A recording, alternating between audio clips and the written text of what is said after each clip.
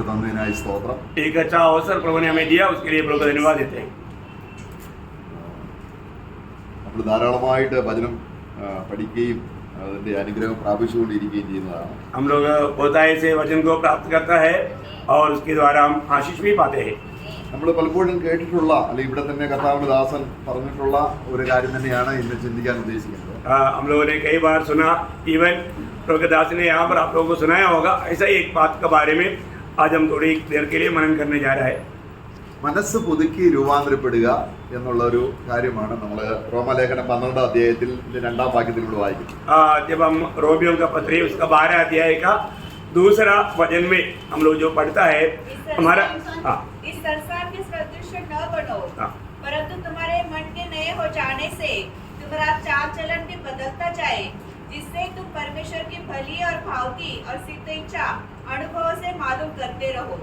तो मन का नया हो जाने से, मन का नया होना, इसके बारे में हम लोग थोड़ा सा ध्यान करने जा रहे हैं.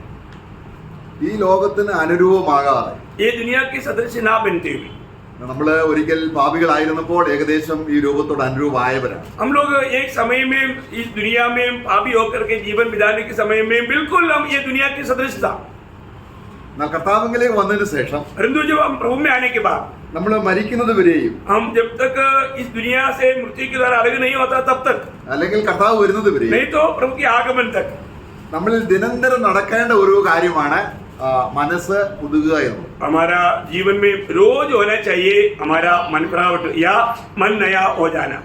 അതിന്റെ കാരണം उसका कारण क्या है? ഏതോ കാരണത്താൽ മനസ്സ് പഴയതായി, क्योंकि किसी कारण से हमारा मन जो है वो पुराना बन गया, അത് പുതുക്കണം. अभी उसको नया बनाना है. അപ്പോൾ അതിനനുസരിച്ചാണ് നമ്മുടെ അടുത്ത ഭാവിയിൽ നാം ആരാണെന്നുള്ളത് വെളിപ്പെടുത്തുന്നത്. हमारा इस मन नया होने के अनुसार है हमारा भविष्य जो भी कुछ बनना है उसके आधार में है. അപ്പോൾ നമ്മുടെ മനസ്സും നമ്മുടെ ശരീരവും തമ്മിലുള്ള ബന്ധം എന്താണ്? हमारा मन और हमारे शरीर के साथ का क्या संबंध है? നമ്മുടെ ശരീരം എപ്പോഴും നമ്മുടെ മനസ്സിനെ എപ്പോഴും മലിനപ്പെടുത്തുന്നു. हमारा शरीर जो है हमारा मन को हमेशा अशुद्ध करता है. അപ്പോൾ അങ്ങനെയുള്ള ഒരു അശുദ്ധിയിൽ നിന്നും നമുക്കൊരു രക്ഷ അല്ലെങ്കിൽ നമുക്കൊരു വീണ്ടെടുപ്പ് കർത്താവ് ഒരുക്കിയിട്ടുണ്ട്. उस प्रकार की जो अशुद्ध होने से प्रभु ने हमारे लिए एक छुटकारा या उससे बचने के लिए एक मार्ग प्रभु ने तैयार किया है. നമ്മൾ ലേവ്യ പുസ്തകം 17-ാം അധ്യായത്തിന്റെ 11-ാം വാക്യത്തിൽ നമ്മൾ വായിക്കുന്നുണ്ട്. जब लेवी की किताब उसकी 17 अध्याय का 11 वचन में पढ़ता है, शरीर का प्राण लहू में रहता है. അപ്പൊ ഈ നമ്മുടേതായിരിക്കുന്ന ദേഹിയുടെ ജീവൻ, हमारा जो प्राण जो बोलेगा तो देही जो बोलेगा उसका जीवन जो है എവിടെയാണ്? वो कहाँ पर है? लहू में. लहू में. രക്തം എവിടെയാണ്? और लहू कहाँ पर है? शरीर में. ശരീരത്തിലാണ്. अभी लहू हमारे शरीर में है और जो हमारा जो प्राण जो है शरीर का प्राण लहू में रहता है. അപ്പൊ നമ്മുടെ ശരീരവും നമ്മുടെ ഈ മനസ്സെന്ന് പറയുന്നത് ദേഹിയിലാണ്. हमारा शरीर और मन बोलेगा तो वो देही में है, देही का एक भाग है. അതിന്റെ ജീവൻ എവിടെയാണ്? और उसका जीवन कहाँ पर है? ലഹുവിലാണ്. उसका मन का वो जो जीवन जो है वो लहू में है. അപ്പോൾ ഈ ലഹുവിലുള്ള അല്ലെങ്കിൽ ഈ രക്തത്തിലുള്ള ജീവൻ, और जब वो लहू में जो जीवन है അത് നമ്മുടെ മനസ്സുമായിട്ട് കണക്റ്റഡ് ആണ്. अभी वो जो जीवन हमारा मन के साथ एकदम संपर्क में है. നമുക്കറിയാം, നമുക്ക് മനസ്സുമായിട്ട് നമ്മുടെ ശരീരത്തിലെ ഒരുപാട് അവയവങ്ങളുണ്ട്. हमारा मन के साथ मिला हुआ बहुत से ऐसे शरीर का अंग है. നമ്മുടെ ഹാർട്ട് അല്ലെങ്കിൽ രക്തം പമ്പ് ചെയ്യുന്ന ഹാർട്ട്, हमारा हृदय जो है जहाँ से हमारा ब्लड पंपिंग होता है. നമുക്ക് ഇൻഡസ്ട്രീൻ, നമുക്ക് ചെറുകുടല്, വലിയ കുടല്, കരള്, ഒരുപാട് കാര്യങ്ങൾ നമുക്കുണ്ട്. കിഡ്നി ഉണ്ട്. हमारा शरीर में ऐसा बहुत से भाग है. हमारा हथौड़ा है, हमारा लिवर है, हमारा किडनी है, ऐसा बहुत से भाग है. ഈ ഭാഗങ്ങളൊന്നും നമ്മുടെ മനസ്സുമായിട്ട് ഡയറക്റ്റ് ബന്ധമില്ല. ये कोई भी भाग हमारा मन के साथ एक डायरेक्ट संबंध में नहीं. നമ്മുടെ ശരീരത്തിലുള്ള ഏത് ഭാഗമാണ് മനസ്സുമായിട്ട് വളരെ ബന്ധപ്പെട്ടിരിക്കുന്നത്? परंतु हमारे शरीर में ऐसा कौन सा भाग है जो कि मन के साथ ज्यादा जोड़ा हुआ है? ബ്രെയിൻ, हमारा दिमाग है. അപ്പോൾ നമുക്ക് ആദ്യം ഇച്ചിരി ഒരു കാര്യം, നിങ്ങൾക്ക് അറിയാം, എന്നെക്കാൾ അധികം അറിയാം. आपको मुझसे बढ़कर आता है. നിങ്ങളൊക്കെ വിദ്യാഭ്യാസമുള്ളവരാണ്. क्योंकि आप लोग सब अच्छा मतलब एजुकेटेड लोग हैं. അപ്പൊ ഈ മനസ്സ് പുതുക്കുന്ന കാര്യത്തെ കുറിച്ച് പഠിക്കുമ്പോൾ ഈ കാര്യം നമ്മൾ അത് അറിയുന്നത് വളരെ അനുഗ്രഹമാണ്. जब हमारा मन नया बन जाना, इसके बारे में जानने के लिए ये विषय को भी शरीर के संबंध में कुछ जानकारी भी बहुत ही अच्छा है. ഓക്കെ, നമുക്ക് നമ്മുടെ ബ്രെയിനിൽ എങ്ങനെയാണ് ഊർജ്ജം ചെല്ലുന്നത്, അല്ലെങ്കിൽ ബ്രെയിൻ എങ്ങനെയാണ് ഫംഗ്ഷൻ ആകുന്നത്? हमारे दिमाग में कैसा सामर्थ्य जाता है, ताकत जाता है, वो कैसा फंक्शन करता है. നമ്മളിപ്പം ഒരു ദിവസം നമുക്ക് ഒരു 1500 മുതൽ 2000 കാലറി ഫുഡ് എനർജി നമുക്ക് വേണം. एक दिन में हमें जीवन बिताने के लिए करीब 1500 कैलोरी मतलब हमें ऊर्जा चाहिए. അല്ലേ? അത് എന്ത് ചെയ്യുന്നു? നമ്മൾ ഭക്ഷണമായ റോ മെറ്റീരിയൽ, നമ്മൾ ചപ്പാത്തിയോ ചോറോ കഴിക്കുന്നു. उसके लिए हम लोग क्या करता है, चपाती या चावल या कुछ भी खा लेते हैं. അത് എവിടേക്ക് പോകുന്നു? वो कहाँ जाता है? നേരെ ബ്രെയിനിലേക്ക് പോവാണോ? वो सीधा हमारे दिमाग में जाता है क्या? അല്ല, അത് പോകാൻ ഒരു സ്ഥലമുണ്ട്. वो जाने की एक जगह है. അതാണ് നമ്മുടെ ഇൻഡസ്ട്രി. वो है हमारा पेट. അവിടെ എന്ത് സംഭവിക്കുന്നു? वहाँ पर क्या होता? നമ്മൾ കഴിക്കുന്ന ഭക്ഷണം, हम लोग जो भी खाया हुआ भोजन, അതൊരു മെറ്റാബോളിസം എന്ന് പറഞ്ഞാൽ ദഹന പ്രക്രിയ നടക്കും. वहाँ पर एक हमारा डाइजेशन प्रक्रिया के द्वारा वो शरीर की भिन्न भिन्न भागों में पहुँच जाता. അല്ലേ? എന്നിട്ട് അപ്പൊ അത് നടക്കുമ്പോൾ എന്ത് സംഭവിക്കുന്നത്? और उस अजमाए जाने के द्वारा क्या होता? നമ്മൾ കഴിച്ച ഭക്ഷണത്തില് हम लोग जो खाया हुआ उस भोजनों का മിനറൽസ്, उसका जो भी पोषण है, അതുപോലെ വൈറ്റമിൻസ്, उसका जो विटामिन जो है, ഇതെല്ലാം എന്ത് ചെയ്യുന്നു?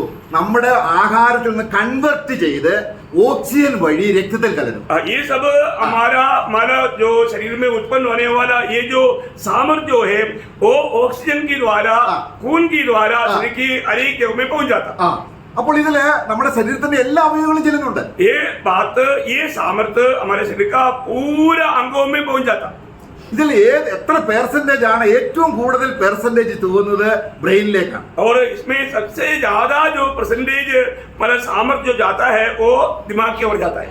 നമ്മുടെ ബ്രെയിന് ഏകദേശം നമ്മുടെ ശരീരത്തിന്റെ 2% വെയിറ്റ് ഉണ്ട് എന്ന് പറഞ്ഞാൽ ഏകദേശം 1.5 മുതൽ 2 കിലോ ഭാരമാണ് നമ്മുടെ ബ്രെയിനുള്ളത്. हमारा ये जो मतलब माता जो है ये दिमाग, उसका हमारा कम से कम 1.5 किलो से 2 किलो तक उसका वजन है. അപ്പോൾ നമ്മുടെ ബ്രെയിനിലേക്ക് ആഹാരമല്ല ചെല്ലുന്നത്, हमारा इस दिमाग में भोजन नहीं जाता. ചെല്ലുന്നത് എന്താണ്? കഴിച്ച ആഹാരത്തിന്റെ ഊർജം. जो भी हमने खाया उसका जो ऊर्जा जो है, सामर्थ्य जो है वो वहां पर जाता है. ആ ഊർജം എവിടോട്ട് കൺവെർട്ട് ചെയ്യുന്നു? वो कहां पर उस खाया हुआ वो भोजन का मतलब सामर्थ्य कहां पर चले जाता है? മനസ്സിലേക്ക്, मन में. നമ്മുടെ മനസ്സിന്റെ ജീവൻ, और हमारा मन का जीवन, നമ്മുടെ മനസ്സിനെ നിയന്ത്രിക്കുന്നത് हमारा जो मन को जो कंट्रोल करता है, ഈ മിനറൽസോ കാര്യങ്ങളോ ഒന്നും അല്ല അങ്ങോട്ട് പോകുന്നത്. वहां पर जो हमने जो खाया हुआ उस चीज वहां पर नहीं जाता. അവിടുന്ന് പോകുന്ന ഫ്യൂവൽ, परंतु उधर से जो जाने वाला वो जो सामर्थ्य जो है, അതുകൊണ്ടാണ് നമ്മൾ കാര്യങ്ങൾ ഗ്രഹിക്കുന്നത്. इसके द्वारा हम लोग हर एक बातों को समझ पाता है. നമ്മൾ ന്യൂസ് പേപ്പർ വായിച്ചു, हम लोग अभी पेपर पढ़ते हैं, അതിലെ വിവരങ്ങൾ ഗ്രഹിക്കാൻ ആര് വേണം? अभी उसमें जो लिखा हुआ बातों को समझने के लिए हमें क्या चाहिए? ബ്രെയിനിൽ നിന്നും हमारा दिमाग से ഊർജം മൈൻഡിലേക്ക് പകരപ്പെടണം. हमारा दिमाग से वो सामर्थ्य हमारा दिल में आ जाता है. അപ്പോൾ എന്ത് സംഭവിക്കുന്നു? उस समय में क्या होता? നമുക്ക് കാര്യങ്ങൾ ഗ്രഹിക്കാൻ ഇടയാവും. हम बातों को समझ पाता है. ഇതുപോലെ ഒരു നമ്മുടെ ഇമോഷൻ, നമ്മുടെ വില്ല്, ഈ ഭാഗങ്ങളിലേക്കെല്ലാം തലച്ചോറിൽ നിന്നും നമ്മൾ ഭക്ഷിച്ച ആഹാരത്തിന്റെ ഊർജം ചെല്ലുന്നു. इसी प्रकार हमने जो भी कार्य करना है या हमारा जो भी स्वतंत्र इच्छा है उन सारी बातों को करने के लिए इस यहाँ से सामर्थ्य आता है.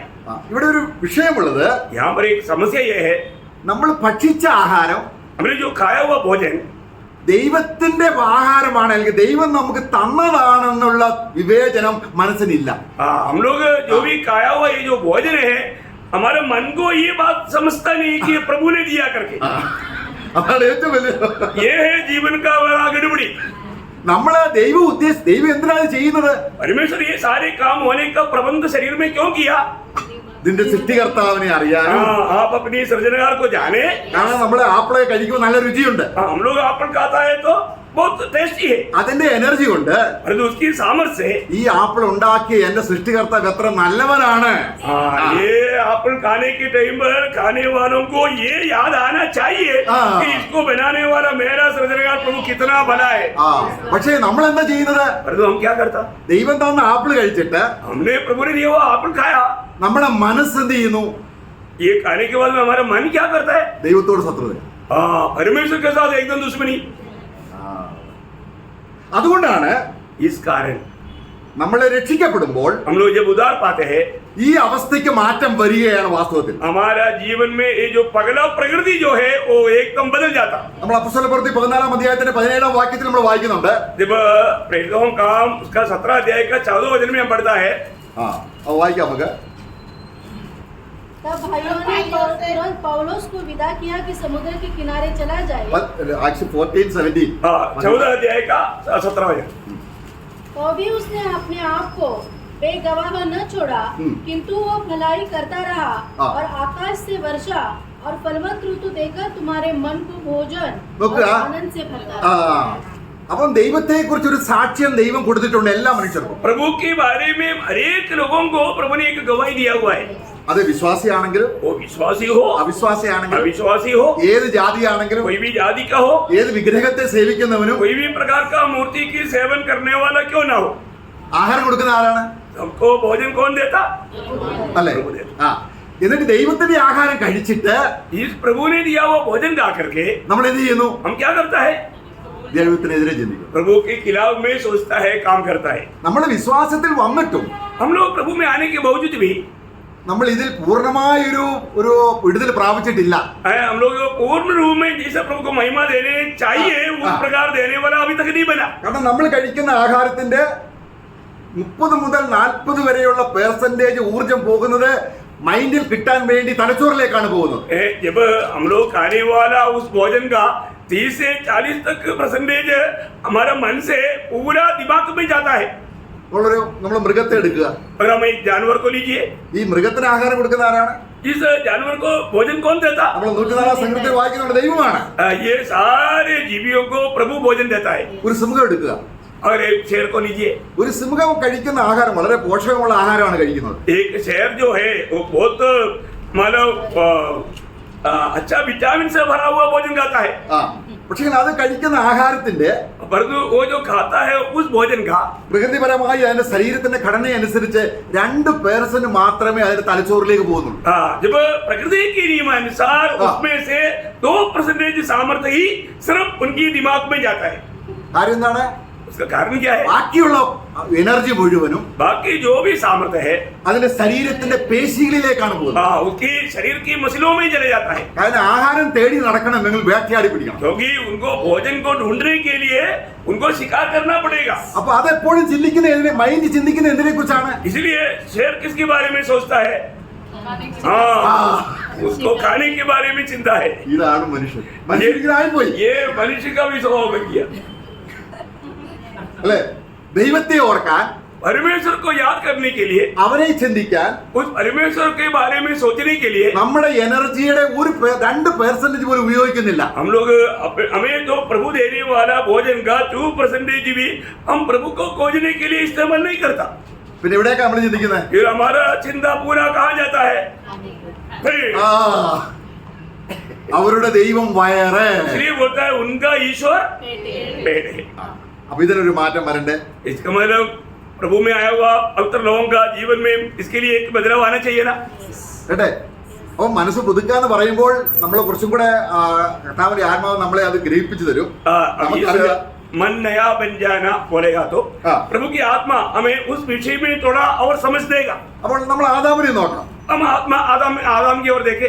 ആദാം പാപം ചെയ്യുന്നതിന് മുമ്പെയുള്ള അവസ്ഥ, जब आदम पाप करने से पहले का अवस्था, ഇനിയും ഔവ സൃഷ്ടിക്കപ്പെടുന്നതിന് മുമ്പുള്ള അവസ്ഥ, हवा को बनाने से पहले की अवस्था, എത്ര സ്വസ്ഥമായിരുന്നില്ലേ? वो लोग कितना अच्छा मतलब आराम में था. ആദാമിന് ആഹാരം കഴിക്കണമായിരുന്നോ? आदम को भोजन की जरूरत था. ആവശ്യമാണ്. मिट्टी से बना है ना. आदम को भोजन का जरूरत था, खाने का परमिशन था ना. फिर किस लिए? ആ നമ്മളത് ഉൽപ്പത്തി പുസ്തകത്തിൽ വായിക്കുന്നുണ്ട്. हम लोग ये उत्पत्ति किताब में पढ़ता है, ഇഷ്ടംപോലെ നിനക്ക് തിന്നാം. कितना चाहिए उतना खाओ.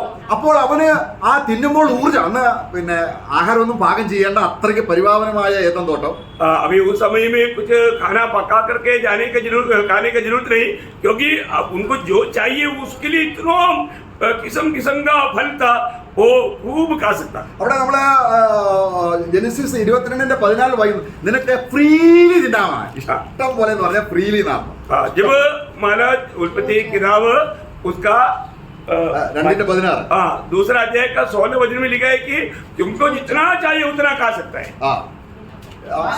वाटिका के सब ओके. वृक्षों बस അപ്പോൾ ഇങ്ങനെ കഴിച്ചിട്ട് और इस एरिया में खाते हुए അവന്റെ ഊർജ്ജം എഴുന്നേറ്റ് പോകുമായിരുന്നു. और ये सारे उसका सामर्थ्य कहाँ जाता था? കാരണം ദൈവം തോട്ടത്തിൽ വരും. देखा सबको मालूम, ब्रेन में जाता. कारण क्या है, हर एक दिन शाम के टाइम में प्रभु बगीचा में आता था विजिट करने के लिए. എന്തിന്? इसलिए आता था, ദൈവം വഴക്ക് പറയാനല്ല, डांटने के लिए नहीं. നീ എന്തിന് തോട്ടം നനച്ചില്ലെന്ന് ചോദിക്കാനല്ല, आपने बगीचा को क्यों नहीं सींचा वो पूछने के लिए नहीं. സൃഷ്ടികർത്താവും സൃഷ്ടിയും തമ്മിൽ ദൈവത്തിന് ഒരു കൂട്ടായ്മ വേണം. सृष्टिकर्ता और सृष्टि की आपस में एक संगति चाहिए था. Praise the Lord. Praise the Lord. Adam അങ്ങനെ സന്തോഷിച്ച് ജീവിക്കുകയാണ്. ആദാമിന് ഒരു പ്രശ്നവും ഇല്ല. आदम बहुत आनंद था, हवा बहुत आनंद था, वो कोई समस्या वहां पर नहीं था. കാര്യം എന്താണ്? അവന്റെ ഊർജം മുഴുവൻ क्योंकि उसका पूरा सामर्थ्य जो है, എന്റെ കർത്താവിന് വേണ്ടി കാത്തിരിക്കാൻ, എന്റെ യഹോവ വരും, എന്റെ കർത്താവ് വരും എന്ന് സംസാരിക്കണം. रोज प्रभु का आगमन के लिए इंतजार में रहता, क्योंकि प्रभु के साथ बातें करना है. Praise the Lord. Praise the Lord. Adam ദൈവത്തെ അക്ഷരീയമായി കണ്ടൊന്നുമില്ല. आदम ने इस आंखों से प्रभु को देखा ऐसा नहीं, പക്ഷെ ആദാം അവിടെ ദൈവം വരുമ്പോൾ അവൻ അറിയാം. परंतु जब प्रभु आते थे तो आदम को मालूम पड़ता था. അതെത്ര അനുഗ്രഹമാണ്. ये कितना अच्छी बात है. എന്താ കാര്യം? इसका कारण क्या है? അവന്റെ ഊർജം മറ്റൊന്നിലേക്ക് കൺവെർട്ട് ചെയ്യാതെ उसका जो भी कार्य के द्वारा मिलने वाला वो जो सामर्थ्य है और कहीं भी ना जाते हुए ഈ കൂട്ടായ്മയ്ക്ക് വേണ്ടി അവൻ വേർതിരിച്ചു. അതാണ് സാങ്ക്ടിഫൈഡ് എന്ന് പറഞ്ഞാൽ വേർതിരിച്ചു. ये बिल्कुल इस संगति के लिए उन्होंने अलग किया. उसको बोलता है, उसको एकदम मतलब अलग किया. എന്നാൽ ആ സ്വസ്ഥ ജീവിതത്തിന് നാശം സംഭവിച്ചു. परंतु उस इतना आनंददायक जीवन को एकदम मतलब गिरावट आया. ഇവിടെ സാത്താൻ വന്നിട്ട് यहाँ पर जब शैतान आया, നമ്മള് അവിടെ ഉൽപ്പത്തി പുസ്തകം അതിന്റെ 3:6 വാക്യത്തിൽ നമ്മൾ ഹവ്വയെ ചതിച്ചത് നമ്മൾ കാണുന്നുണ്ട്. जब उत्पत्ति 3 अध्याय का 6वां वचन में हव्वा को किस रीति में शैतान ने फंसाया, धोखा दिया, वो देखता है. അവള് അന്നും പഴം കഴിച്ചിട്ടുണ്ട്. और उस समय में भी उसने फल खाया था. എന്നിട്ട് ये खाने के बाद ആ ഊർജം എന്തിനു വേണ്ടി അവൾ ഉപയോഗിച്ചു? उस सामर्थ्य उसने किसके लिए इस्तेमाल किया? സാത്താന്റെ വാക്കുകൾ. शैतान की बातों को सुनने के लिए. എപ്പോഴാണ് ഹവ്വ പാപം ചെയ്തത്? कब हव्वा ने पाप किया? നമ്മൾ ചിന്തിക്കുന്നത് ഫലം പറ്റി തിന്നു കഴിഞ്ഞിട്ടാണെന്ന്. हम लोग सोचता है कि जब फल खा लिया तब पाप किया करके हम सोचते हैं. അപ്പോഴല്ല. उस समय में नहीं. കാരണം അവള് എന്ത് ചെയ്തു? ആ ഫലം കാണുവാൻ നല്ലതും ജ്ഞാനം പ്രാപിപ്പാൻ എപ്പോൾ അവളുടേതായിരിക്കുന്ന എനർജി സാത്താന്റെ വാക്കിലേക്ക് തിരിഞ്ഞോ, जब हम देखते हैं कि उसमें पाप कब आया, जब उन्होंने शैतान की बात सुनने के बाद में फल के ऊपर उन्होंने ध्यान किया, देखा, और उन्होंने जब सोचा, तब उन्होंने सोचा कि खाएगा तो कितना फायदा है. उसी समय में भी वो पाप आ गया. അങ്ങനെ അവളുടെ നോളജ് और इस प्रकार उन्होंने जो पाया हुआ जो ज्ञान, വെള്ളി നോളജായി. वो दुनियादारी का ज्ञान बन गया. ഇതിനെയാണ് ജഡം എന്ന് വേദപുസ്തകം പറയുന്നത്. इसको दुनिया प्रभु का वजन कहता है, शरीर. പിന്നെ ആദാമും ഹവ്വയും പിന്നെ എന്തായി തീർന്നു? फिर आदम और हव्वा का क्या अवस्था हुआ? ദൈവം പറയുന്നതിന് ഓപ്പോസിറ്റ് കാര്യം മനസ്സിലാവും. जो भी प्रभु कहता है वो सीधा नहीं समझता, वो सब उल्टा समझता. നേരെ വിട്ടാണ്.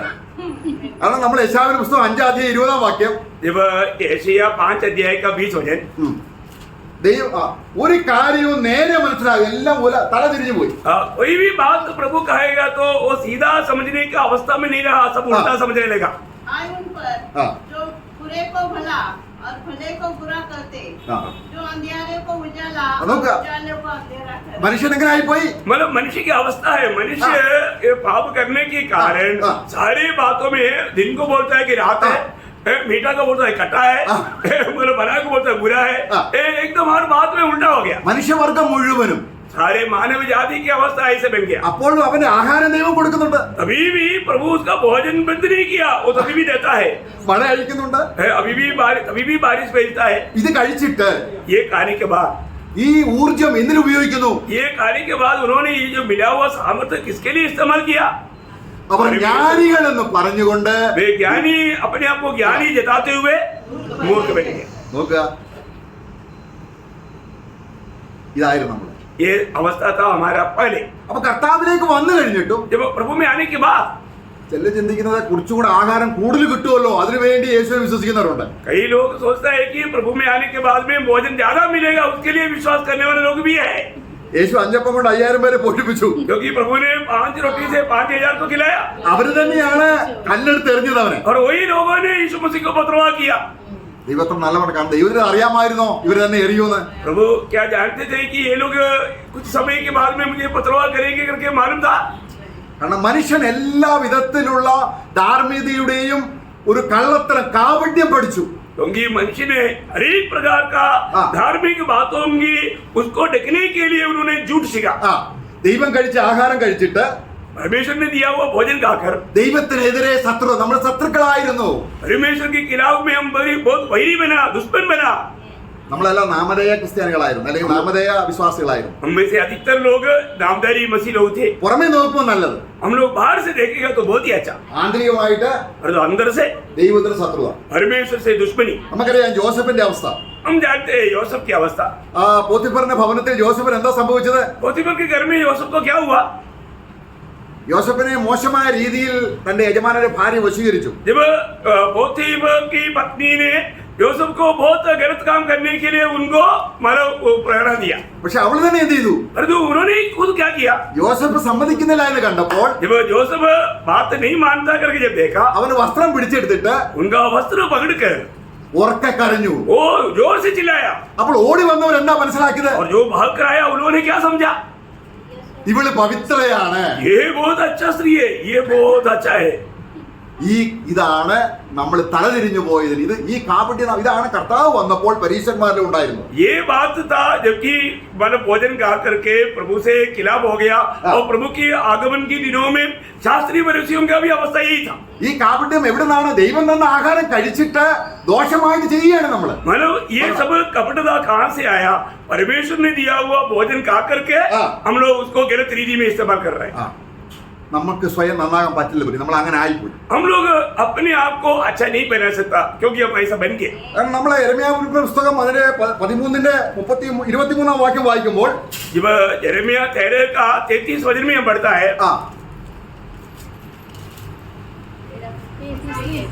അവിടെ വായിക്കുകയാണ് 13ന്റെ 23. 23 वचन, 13 का 23। क्या हबशी अपना चमड़ा या चीता अपने धब्बे बदल सकता है? यदि वे ऐसे कर सके तो तू भी जो बुराई करना सीख गई है भलाई कर सकेगी। അപ്പോൾ തിന്മ ചെയ്യാൻ പഠിച്ച നമ്മള് എങ്ങനെ തിന്മ ചെയ്യാൻ പഠിച്ചത്? ദൈവത്തിന്റെ നല്ല ഫലം കഴിച്ചിട്ട് ആ എനർജി നമ്മൾ ദൈവത്തിനെതിരെ ഉപയോഗിക്കാൻ പഠിച്ച നമ്മൾക്ക് ഇനി നല്ലത് ചെയ്യാൻ പറ്റത്തില്ല.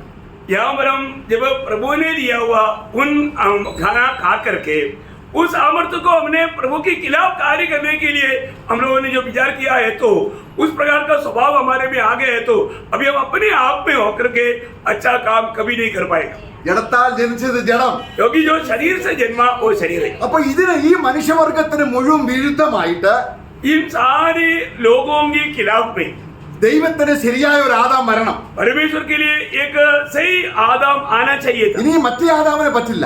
अभी जो पहला आदम है उससे ये काम अभी नहीं हो सकता, അവന്റെ സന്താനവും കഴിയില്ല. उनकी पीढ़ियों से भी नहीं संभव है। ഇവിടെയാണ് നമ്മുടെ കർത്താവായ യേശു ക്രിസ്തു വരുന്നത്. यहाँ पर है जो आखिरी आदम प्रभु यीशु मसीह आता है। ഇനി നമ്മുടെ കർത്താവിനെ തന്നെ ആദാമിനെ പരീക്ഷിക്കുകയാണ്. अभी हमारे प्रभु यीशु मसीह को जो आदम की परीक्षा लिया वैसा परीक्षा लिया। എന്താണ്?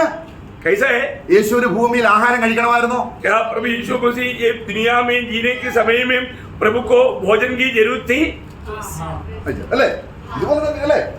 ആഹാരം കഴിക്കണമായിരുന്നു. हाँ, वो उनको भी भोजन खाना चाहिए था। അപ്പൊ യേശുവിന്റെ മൈൻഡിലേക്കും എന്ത് പോകുന്നു? ഊർജം പോകുന്നുണ്ട്. अभी प्रभु यीशु मसीह की मन में भी उसकी सामर्थ्य आता है। അപ്പോൾ യേശു എന്ത് മനസ്സിലാക്കി? प्रभु यीशु ने क्या समझा? എന്റെ പിതാവ് ഇതാണ്. मेरा पिता ने दिया हुआ भोजन, സ്വർഗത്തിനും ഭൂമിക്കും നാഥനായ എന്റെ പിതാവേ. जो നോക്കുക. स्वर्ग और इस पृथ्वी का बनाने वाला है मेरा पिता. യേശുവിന്റെ ഈ മനസ്സിന്റെ ധാരണ यीशु मसीह की ये मन की विचार, മാറ്റപ്പെടണം. അതിനാണ് സാത്താൻ പരീക്ഷിച്ചത്. इस विचार को बदलने के लिए शैतान ने प्रभु यीशु मसीह की परीक्षा लिया. അതാണ് നമ്മളെ ലൂക്കോസ് സുവിശേഷം 4-ാം അധ്യായം വായിക്കുന്നത്. അവനെ 40 ദിവസം ഉപവസിച്ചുകൊണ്ടേയിരുന്നു, പരീക്ഷിച്ചുകൊണ്ടേയിരുന്നു. जब लूका 4 अध्याय में हम देखते हैं कि जब 40 दिन तक मानव इस भूखा रहा, भूखा रहने के बाद में शैतान परीक्षा के लिए आ गया. 4:2 എന്താ വായിക്കുന്നത്? 4:2 में हम क्या पढ़ता? और शैतान उसकी परीक्षा करता रहा. हाँ. उन दिनों में उसने ഓക്കെ ഓക്കെ. അപ്പം യേശു ഉപവസിക്കുകയാണ് अभी यहाँ पर यीशु मसीह उपवास कर रहा है അല്ലേ? 40 ദിവസമാണ് ഉപവസിക്കുന്നത്. और 40 दिन का उपवास है. അപ്പോൾ ഈ 40 ദിവസം എങ്ങനെയായിരുന്നു കർത്താവിന് ആഹാരം? ये 40 दिन का प्रभु का भोजन कैसे था? എവിടുന്നാ കിട്ടിയ? कहाँ से मिला? എവിടുന്ന് കിട്ടി? कहाँ से मिला?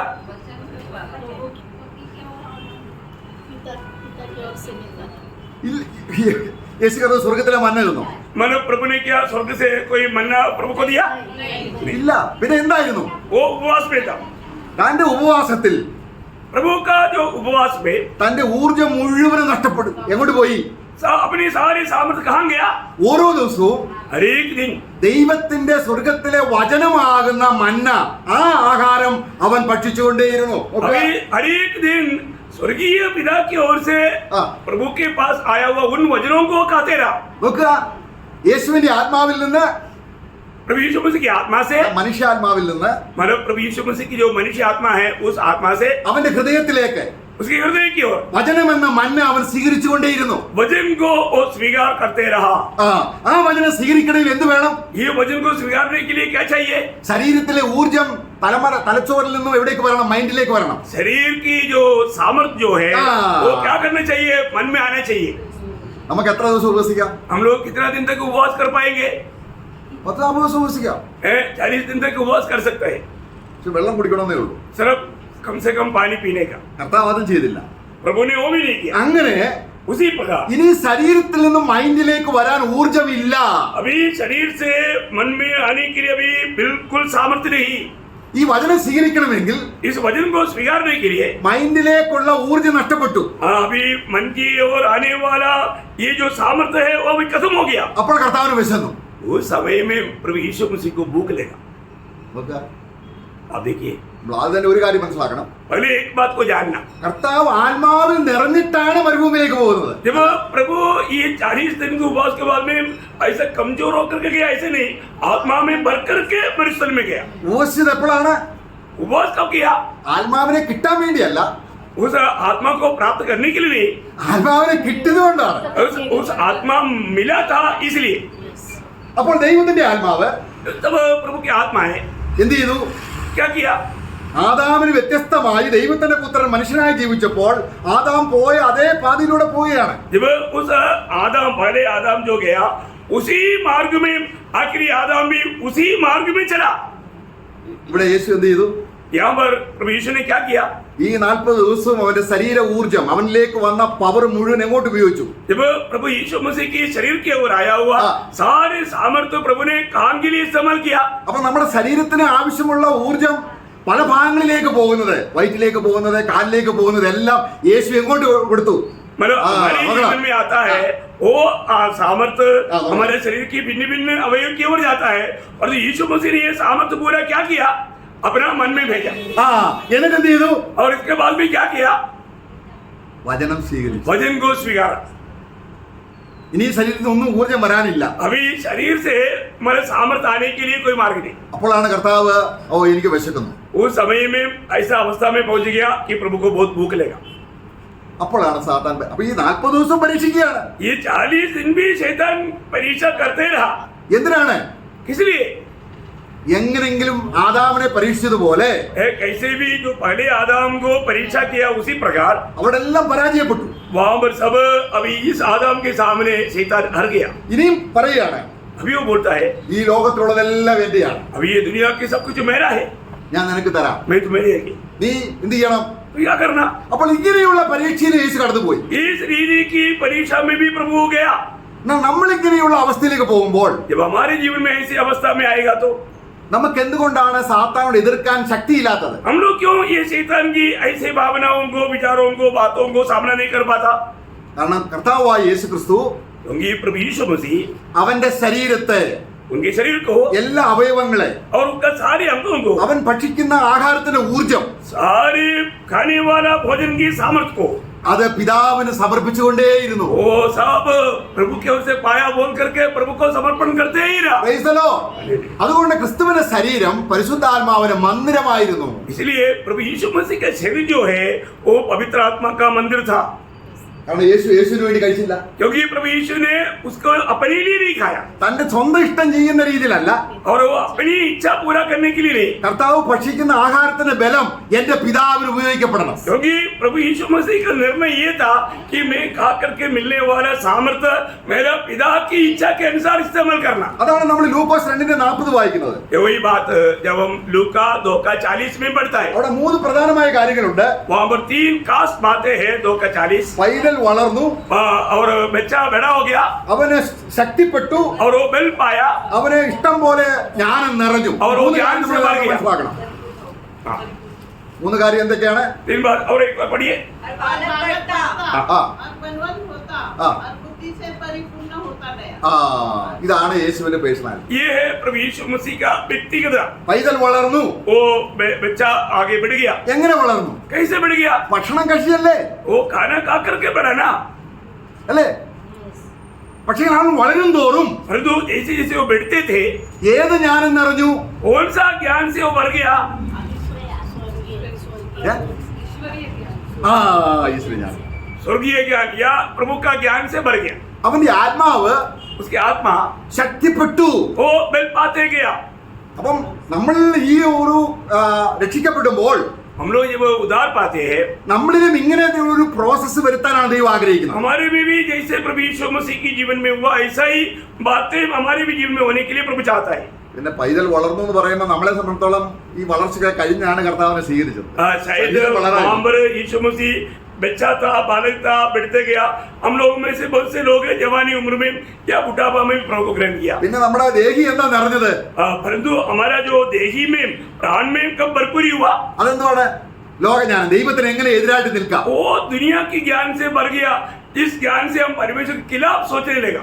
നമ്മുടെ ആത്മാവ് ശക്തിപ്പെടാൻ ഒന്നുമില്ല, കാരണം ആത്മാവ് മരിച്ചു കിടക്കുകയാണ്. क्योंकि हमारे आत्मा सामर्थ्य पाने के लिए हमारे पास कुछ भी नहीं, क्योंकि आत्मा मरा पड़ा है.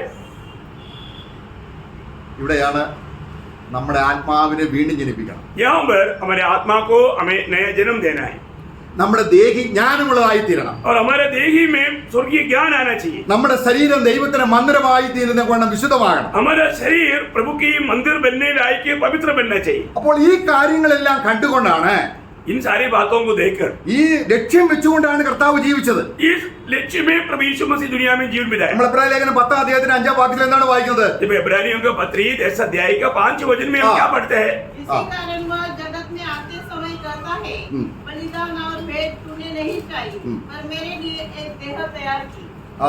ഇവിടെ ഒരു ശരീരം ഒരുക്കിയിരിക്കുന്നു. मेरे लिए एक शरीर तैयार किया है. അപ്പൊ അതുവരെ ലോകത്തിലുള്ള എല്ലാ മനുഷ്യരുടെയും ശരീരം എങ്ങനെയാണ്?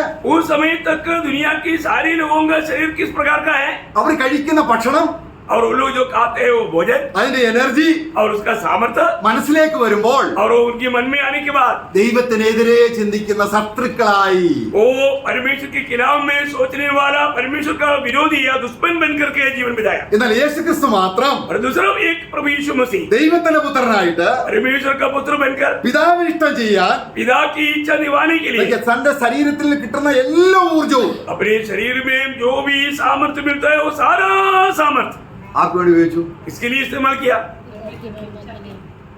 प्रभु की इच्छा की. ഇനി കർത്താവ് നമ്മൾ 17 അധ്യായത്തിന്റെ യോഹന്നാൻ 17:19 വായിക്കുമ്പോൾ, जब यूहन्ना का सुसमाचार 17 अध्याय के 19 वचन में जब हम पढ़ता है, और उनके लिए मैं अपने आप को पवित्र करता हूँ. നോക്കുക. അപ്പൊ പിതാവിന് വേണ്ടി മാത്രമല്ല അവൻ ജീവിച്ചത്. जब प्रभु यीशु मसीह दुनिया में जीवन बिताया, सिर्फ पिता के लिए जीवन बिताया उतना नहीं, പിന്നെയോ തന്നിൽ വിശ്വസിക്കുന്നവർക്ക് प्रभु यीशु मसीह में विश्वास करने वाला लोगों के प्रति या मंडली के प्रति അവൻ എന്ത് ചെയ്തു? और उन्होंने क्या किया? അവനെ തന്നെ എന്ത് ചെയ്തു? वो अपने आप को पवित्र पवित्र किया। അപ്പൊ യേശുക്രിസ്തു ശരീരം സമർപ്പിച്ചപ്പോൾ, जब प्रभु यीशु मसीह ने जब शरीर का समर्पण किया, നമ്മളെ രക്ഷിക്കാൻ വേണ്ടി ദൈവത്തിന് സമർപ്പിച്ചപ്പോൾ, हमें उद्धार करने के लिए जब अपने शरीर को पिता को सौंपा, നമ്മളെയും കൂടെ ഓർത്താണ്. हमें भी सोच करके हमारा भी ध्यान करते हुए, അതിന്റെ അർത്ഥം इसका अर्थ യേശുക്രിസ്തു കഴിച്ച ആ ഊർജം ദൈവത്തിന് വേണ്ടി വേർതിരിക്കപ്പെട്ടു. मतलब प्रभु ने जो भी खाया उससे मिला हुआ जो सामर्थ्य जो है वो सिर्फ प्रभु पिता के लिए, परमेश्वर के लिए अलग किया। ഇപ്പം നമുക്കറിയാം, നമ്മളെ ഏലിയാവ് हम जानते हैं एलिया के बारे में। തന്റെ ഫൈനൽ അവസ്ഥ വന്ന് അദ്ദേഹം പറഞ്ഞു, എന്നെ അദ്ദേഹം മരണഭീതി അദ്ദേഹത്തിനുണ്ടായി. अभी കർമ്മേൽ പർവ്വതത്തിൽ വെച്ചുണ്ടായ സംഭവത്തിൽ एलिया अपना जीवन में आखिरी में उनको एक मृत्यु का डर उनके जीवन में आया। ഇസബേൽ അവനെ കൊല്ലും. इसमें उसको धमकी दिया, उसको मारेगा करके उन्होंने वाणी दिया। അവൻ ദൈവത്തോട് പറയുകയാണ്, तब वो एलिया प्रभु से कहता है, സ്വർഗീയ ദൈവമേ, मान प्रेमी पिता, ये प्रभु, ഞാൻ എന്റെ പിതാക്കന്മാരെക്കാൾ നല്ലതൊന്നുമല്ല, मैं मेरा पूर्वों से भी अच्छा नहीं, എന്റെ ജീവനം കെടുക്കണം. मेरा जीवन ले ले। ഇങ്ങനെ പ്രാർത്ഥിച്ച് കിടന്നുറങ്ങി. ये बात बोल करके वो सो गया। പുള്ളി എനിക്ക് മരിച്ചാൽ മതി. अभी उसकी एक ही विचार है, अभी मुझे मरना काफी है। കാരണം കർത്താവിന്റെ ദൂതൻ വന്ന് തട്ടി ഉണർത്തി, और यहाँ पर स्वर्गदूत आकर के उसको जगाया, ഇവിടെ അപ്പവും ഇറച്ചിയിരിക്കുന്നു, എടുത്ത് ഭക്ഷിക്ക്. हे इतनी रोटी चपाती हाँ। चाप बटर लगा हुआ, खाओ खाओ। നിനക്ക് ഒരു ദീർഘയാത്ര ചെയ്യാനുണ്ട്. अभी एक लंबा यात्रा करना है, എത്ര ദിവസം നടക്കണം? कितने दिन चलना है? ഉണ്ടോ? ഒറ്റ ദിവസത്തെ ആഹാരത്തിന്റെ ബലം. देखा, एक ही दिन का भोजन का सामर्थ्य में അവൻ 40 ദിവസം നടന്നു. 40 दिनों चला। ദൈവത്തിന്റെ പർവ്വതമായ ഹോരേബ് വരെയും വന്നു. परमेश्वर की पहाड़ होरेब पहाड़ तक पहुंचा। ഇതാണ് ആ ആഹാരത്തിന്റെ എനർജി മുഴുവനും ദൈവത്തിനായി നമ്മൾ വേർപെടുത്തുന്ന ആ മൈൻഡ് ഉണ്ടാകണം. അതാണ് നമ്മൾ പലപ്പോഴും ദൈവത്തിനെതിരെ പ്രവർത്തിക്കുമ്പോൾ മൈൻഡ് പഴയതായി പോകുന്നു. यही तो बात है, जो परमेश्वर जो भी खाना खाया वो सारा सामर्थ्य प्रभु के लिए इस्तेमाल करने के लिए अगर हम अलग करेगा तो 40 दिन चलेगा तो भी थकेगा नहीं। पर जो हम लोग क्या करता, हम लोग उस रीति में सोचता नहीं, इसलिए प्रभु के खिलाफ में हमारा बात चले जाता है। അപ്പോൾ കർത്താവ് അവന്റെ ശരീരം ഏൽപ്പിക്കുമ്പോൾ, അല്ലെങ്കിൽ കർത്താവിന്റെ രക്തം നമുക്ക് വേണ്ടി ചൊരിയുമ്പോൾ, जब प्रभु यीशु मसीह ने अपने खून हमारे लिए जब बहाया, കർത്താവിന്റെ ചിന്ത എന്താണ്? മനസ്സിലെന്താണ്? प्रभु यीशु मसीह की मन की चिंता क्या है? എന്താണ്? നമ്മൾ രക്ഷപ്പെടും. प्रभु का हमारा मन में मंडली है, वो उधार पाएगा। നമ്മുടെ രക്ഷയെ കണ്ട് സന്തോഷത്തോടെ അവൻ അവനെ തന്നെ ഏൽപ്പിച്ചു കൊടുത്തു. उन्होंने हमारा सबका उधार को देख करके आनंद के साथ अपने आप को सौंप दिया। അപ്പോൾ കർത്താവായ യേശുക്രിസ്തു जब प्रभु यीशु मसीह തന്റെ ഊർജം മുഴുവനും अपना पूरे सामर्थ्य വേറെ ഒന്നിനും ഉപയോഗിക്കാതെ और किसी बात के लिए इस्तेमाल ना ദൈവത്തിനായി करके വിട്ടുകൊടുത്തു. परमेश्वर के पिता के लिए उस पूर्ण में छोड़ दिया। ആ മൈൻഡ്, ആ ബോധ്യം നമുക്ക് ഉണ്ടാകുന്നതാണ് ശരിയായ ദൈവവുമായിട്ടുള്ള കൂട്ടായ്മയിൽ നടക്കാൻ ഇടയ വരുന്നു. प्रयोग इसी रीति में हमें मिलने वाला पूरा सामर्थ्य यदि हम प्रभु के लिए अलग करेगा तो इस भावना से हमें प्रभु के संगति में मजबूती आता है। നമ്മൾ ജോലി ചെയ്യുന്നെങ്കിൽ നമുക്ക് വേണ്ടിയല്ല. हम लोग जो काम करता है वो हमारे लिए नहीं। നമ്മൾ ചിന്തിക്കുന്നത് എന്താണ്? हम लोग क्या सोचता है, ഞാൻ അധ്വാനിച്ചുണ്ടാക്കിയ പൈസ, मैंने मेहनत करके कमाया हुआ पैसा, ഞാൻ ഉണ്ടാക്കിയ ആഹാരം, मैंने जो तैयार किया हुआ भोजन, എന്റെ ഇഷ്ടം പോലെ ചെയ്യും, ये मैं मेरी अपनी इच्छा के अनुसार करूंगा। അല്ലേ? അപ്പോൾ ഈ മനസ്സ് ഏതാണ്? तब हमारा मन कैसा है? പഴയ മനസ്സാണ്. वो पुराना मनुष्य है। അല്ലേ? ആഹാരം ദൈവത്തിന്റെയാണ്. समझ में आ रहा है ना? भोजन प्रभु का है, हाँ। उससे मिलने वाला वो सामर्थ्य भी किसके लिए इस्तेमाल करना चाहिए? प्रभु के लिए। लेकिन हमारे से नहीं होता, അതാണ് തിന്നാലും കുടിച്ചാലും നിനക്ക് വേണ്ടിയല്ല. इसलिए प्रभु का वचन कहता है जो खाए या पिए, യേശു തന്റെ ശരീരം കൊണ്ട് प्रभु यीशु मसीह ने अपने शरीर के द्वारा നമ്മുടെ ശരീരത്തെ വിലയ്ക്ക് വാങ്ങി. हमारे शरीर को प्रभु ने दाम दे करके मोल लिया। നോക്കുക, അപ്പോൾ ഇനി നമ്മൾ എങ്ങനെ ആയിരിക്കണം? अभी इस कारण हमारे जीवन कैसे होना चाहिए? യേശു ജീവിച്ച ആ ഒരു നിലയിലേക്ക്, प्रभु यीशु मसीह जीवन बिताया उसी व्यवस्था में और अवस्था में, അപ്പോഴാണ് നമ്മുടെ ശരീരം പരിശുദ്ധാത്മാവിന്റെ മന്ദിരമാകുന്നു. तभी हम लोग जैसा पढ़ता है हमारा शरीर प्रभु का आत्मा का मंदिर है। അവിടെ നമ്മൾ എബ്രായ ലേഖനം 2:11 വായിക്കുന്നുണ്ട്. जब इब्रानियों 2:11 में पढ़ता ഈ है, ഒരു ഉദ്ദേശത്തിന് വേണ്ടിയാണ് ക്രിസ്തു തന്റെ ശരീരം നമുക്ക് വേണ്ടി യാഗമർപ്പിക്കുന്നത്. इसी उद्देश्य से यीशु मसीह ने अपने शरीर को हमारे लिए बलिदान चढ़ाया। അവിടെ നമ്മൾ വായിക്കുമ്പോൾ ഫോർ ബോത്ത് എന്നാണ് രണ്ടു പേർക്കും വേണ്ടിയാണെന്ന് പറഞ്ഞാൽ അവിടെ നമ്മൾ ആ വാക്യം വായിക്കുമ്പോൾ വിശുദ്ധീകരിക്കുന്നവനും വിശുദ്ധീകരിക്കപ്പെടുന്നവർക്കും ഒരുവനല്ലോ പിതാവ്. तो यहाँ पर जो पवित्र करता है, पवित्र किए जाता है, दोनों के लिए एक ही पिता है. ഈ രണ്ടുപേർക്കും വേണ്ടി, ये दोनों के लिए, അത് പിതാവിന് വേണ്ടിയും ये पिता के लिए നമുക്ക് വേണ്ടിയും और हमारे लिए നമ്മുടെ കർത്താവായ യേശു ക്രിസ്തു हमारा प्रभु यीशु मसीह തന്റെ ഊർജ്ജം മുഴുവനും ചെലവഴിച്ചു കഴിഞ്ഞു. अपने सारे सामर्थ्य को खर्च किया എന്നിട്ട് അവൻ നമ്മളെ വിളിക്കുകയാണ്. और वो हमें बुलाता है, എന്റെ സഹോദരന്മാരെന്ന് വിളിക്കുന്നത്. मेरे भाइयों. Praise the Lord. Praise the Lord. കാര്യം എന്താണ്? क्यों ऐसा बुलाता है? യേശുവിന്റെ മൈൻഡ് പോലെ നമ്മുടെ മൈൻഡായി. क्योंकि प्रभु यीशु मसीह का जो मन है वो हमारे जैसा हमें अपने भाई कहने लायक बना. അപ്പോൾ യേശുവിനെ ദൈവം എങ്ങനെ മകനെന്ന് വിളിച്ചോ നമ്മളെയും ദൈവം വിളിക്കുകയാണ്. എന്റെ മകൻ, എന്റെ മക്കൾ കാൺമീൻ, നാം ദൈവമക്കൾ എന്ന് വിളിക്കപ്പെടുവാൻ. प्रभु यीशु मसीह को पिता ने जैसे पुत्र कहा, उसी मन में प्रभु ने हमें भी अपने मन संतान करके देखा. इसलिए प्रभु के वचन में कहता है कि देखो हम परमेश्वर की संतान कहलाता है. അപ്പോൾ എന്ത് സംഭവിക്കുന്നു? उस समय में क्या होता है? യേശു തന്റെ ഊർജ്ജം മുഴുവനും, താൻ ഭക്ഷിച്ച ആഹാരത്തിന് ഊർജ്ജം മുഴുവനും പിതാവുമായിട്ടുള്ള കൂട്ടായ്മയ്ക്ക് വേണ്ടി ഉപയോഗിച്ചു. प्रभु यीशु मसीह ने मिला हुआ सारा सामर्थ्य पिता के साथ का उस संगति के लिए इस्तेमाल किया. അപ്പോൾ യോഹന്നാൻ ലേഖനം എഴുതുമ്പോൾ പറയുകയാണ്, जब यूहन्ना पत्र लिखते हुए कहता है, ഞങ്ങൾ അവനെ കണ്ടു, हमने देखा, അവന്റെ കൈ തൊട്ടു, हमने छुआ ഇനിയും ഞങ്ങൾക്കൊരു സാക്ഷ്യമുണ്ട്, और हमारे अंदर एक गवाही है. ഞങ്ങൾ ഇപ്പോൾ അവരെ പോലെയാണ്. हम लोग भी अभी उनकी जैसा है. എങ്ങനെയാണ്? कैसा? ഞങ്ങളുടെ കൂട്ടായ്മ പിതാവിനോട് क्योंकि हमारे संगति पिता के साथ और उसके पुत्र यीशु मसीह के साथ है. എത്ര ശ്രേഷ്ഠമായ കാര്യമാണ്. कितना अनोखी बात है. അപ്പോൾ നമ്മളെ റോമലേഖനം അതിന്റെ 12:2 വായിച്ചത് അനുഭവമാകണമെങ്കിൽ ഒന്നാം വാക്യം ഇനി വായിക്കണം. ശരീരങ്ങൾ എന്ത് ചെയ്യണം? ഇത്രയും കാര്യം മനസ്സിലായെങ്കിൽ നമ്മുടെ ശരീരത്തെ കുറിച്ചുള്ള മൈൻഡ് നമുക്ക് നന്നായി മനസ്സിലാവും. रोमियो 12 अध्याय का दूसरा वचन में हमने जो पढ़ा हुआ, हमारा मन की अवस्था ऐसा बनना है तो हमें 12 अध्याय का पगला वचन को हमें पढ़ना है. क्योंकि तभी हमारे शरीर को प्रभु के लिए भावदा हुआ बलिदान के रूप में हम चढ़ा पाएगा. അവിടെ പൗലോസ് വിളിക്കുകയാണ്, वहां पर प्रभु का दास बुलाता है, ബ്രദറൻ. हे मेरे भाइयों. ലോക മനുഷ്യനല്ല, ये दुनिया के लोगों के बारे में नहीं. ആരുടെ ബ്രദറൻ?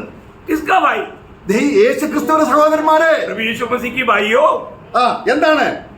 मैं तुमसे परमेश्वर की दया स्मरण दिलाकर विनती करता हूँ कि अपने शरीर को जीवित और पवित्र और परमेश्वर को भावता हुआ बलिदान करके चढ़ाओ.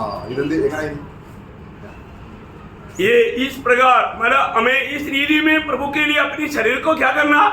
पवित्र और जीवित और परमेश्वर को भावदा हुआ बलिदान करके चढ़ाओ. അപ്പം ശരീരം കൊടുക്കാന്ന് പറയുമ്പോ കർത്താവ് ഞാൻ എന്റെ കൈ തരുന്നു, കാല് തരുന്നു, എന്നിട്ട് പവർ മുഴുവനും നമ്മള് ദൈവത്തിനെതിരെ മൈൻഡിലേക്ക് പോകുന്ന പവർ ദൈവത്തിനെതിരെ, ആ അർത്ഥത്തിലല്ല. मतलब बोलने का अर्थ हमने अपने अंगों को प्रभु के लिए दिया और जो सामर्थ्य पूरा प्रभु की इच्छा के खिलाफ में जाने वाला वो अनुभव नहीं. എങ്ങനെയാണ് നമ്മുടെ ശരീരം അർപ്പിക്കുക എന്ന് പറഞ്ഞാൽ എന്താണ് അർത്ഥം? हमारा शरीर का या पूरा अंगों को अर्पण करने का अर्थ क्या है? ഓരോ നേരവും ആഹാരം കഴിക്കുമ്പോൾ एक एक समय जब हम भोजन खाता है, ഈ ഭക്ഷണത്തിന്റെ ഊർജം ये जो भी खाने वाला इस भोजन का सामर्थ्य സ്വർഗീയമായ വചനമാകുന്ന ആ ആഹാരം കഴിക്കാൻ വേണ്ടി ഉപയോഗിക്കുകയാണ്. मानो प्रभु के वचन रूपी भोजन खाने के लिए दुनिया की भोजन से मिला हुआ उस सामर्थ्य को इस्तेमाल कर रहा है. കാരണം നമ്മള് വചനം, നമ്മൾ ആഹാരം നമ്മള് 1 തീമോഥെയോസ് അതിന്റെ 4-ാം അധ്യായത്തിൽ വായിക്കുന്നുണ്ട്. पहला तिमोथी 4 अध्याय में पढ़ता है. കാരണം വിശ്വാസികൾ ഗ്രഹിക്കുന്ന സത്യം അവിടെ സാത്താൻ അവസാന കാലങ്ങളിൽ വരുമ്പോൾ 1 തീമോഥെയോസ് 4-ാം അധ്യായത്തിൽ നമ്മൾ വായിക്കുന്നുണ്ട്. पहला तिमोथी उसका 4 अध्याय में उसका पहला वचन से पढ़िए.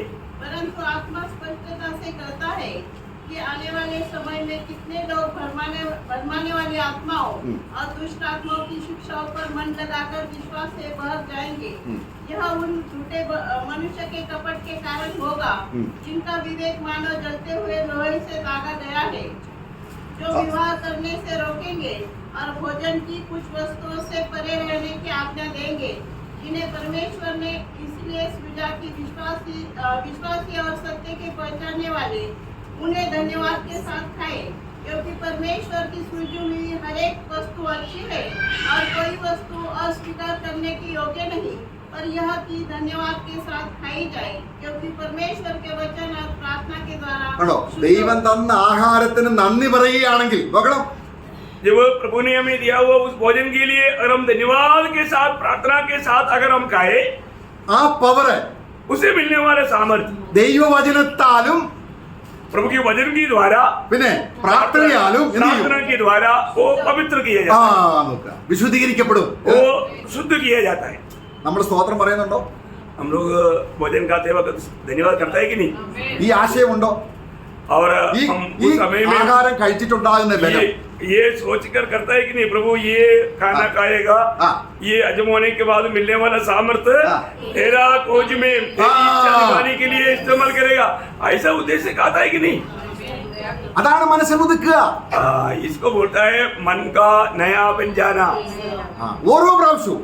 हमेशा एक एक टाइम खाते वक्त അപ്പോൾ നമ്മളത് മറന്നു പോകുന്നെങ്കിൽ यदि हम उसको भूल जाता है तो നമ്മളിപ്പോൾ ഒരു പക്ഷേ ചിന്തിക്കുക ഇന്ന് ഉണക്കറൊട്ടി എന്ന ബാജിയൊന്നുമില്ല, आज कोई सब्जी बनाने का मौका नहीं मिला, सूखा चपाती है, इसलिए कुड़कुड़ाते हुए खाएगा तो അപ്പൊ നമ്മൾ എങ്ങനെ ആയിരിക്കും സ്തോത്രം പറയുന്നത്?